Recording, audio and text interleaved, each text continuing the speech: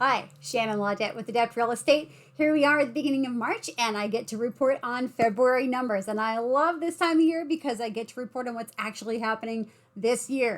Okay, so let's start. First of all, new listings. We actually had fewer new listings in February than we did in January, but that's actually normal. It's been that way for years. Always fewer listings in February than in January or March. Okay, so next, active listings. We had a pretty big decrease in active listings from last month. So there were fewer to choose from. There were fewer to choose from in February than there were in January. But also notice there was a 36% increase in active listings from last year. So that means there's actually more selection now than there has been for a long time.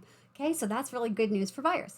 Okay, median days on market, we went down a smidge. It used to be 34, now it's 33. So median days on the market is holding steady. So at least it's not, that's okay.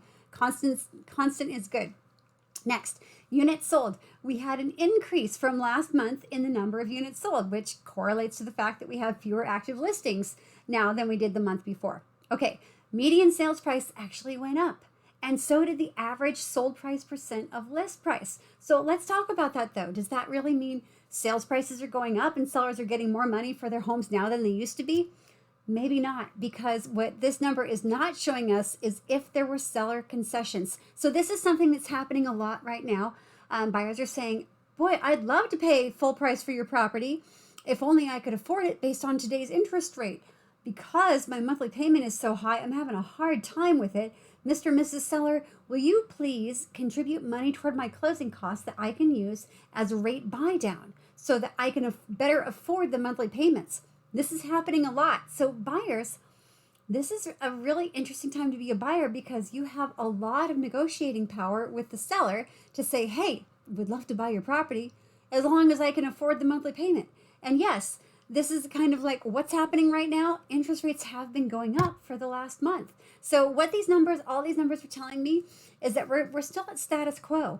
Things aren't going to change a lot. These are all sales where the buyers had to buy, sellers had to sell. These aren't like, I think it's a good time. It's like, nope, I need a house, or yep, I've got to sell for whatever reason. So it's going to be this way. Numbers are going to kind of hold steady around here until rates start to go down again. And every major economist has said rates will go down starting later this year. So letting that be true, it's a really good time to be a buyer because assuming that those future tellers are correct, then you can refi into a lower rate. But today you have the negotiating power. Now, what this means for you as a seller is you need an experienced agent that's going to help you hold to your guns so that you don't give away your farm, right, to a buyer that says, but I need this much to help me with my interest rate buy down. Well, we don't want to do that to the point where you're not getting what your house is really worth.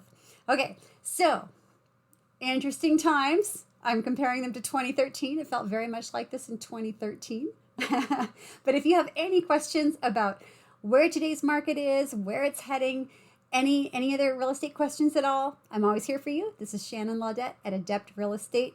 Give me a call anytime. Bye-bye.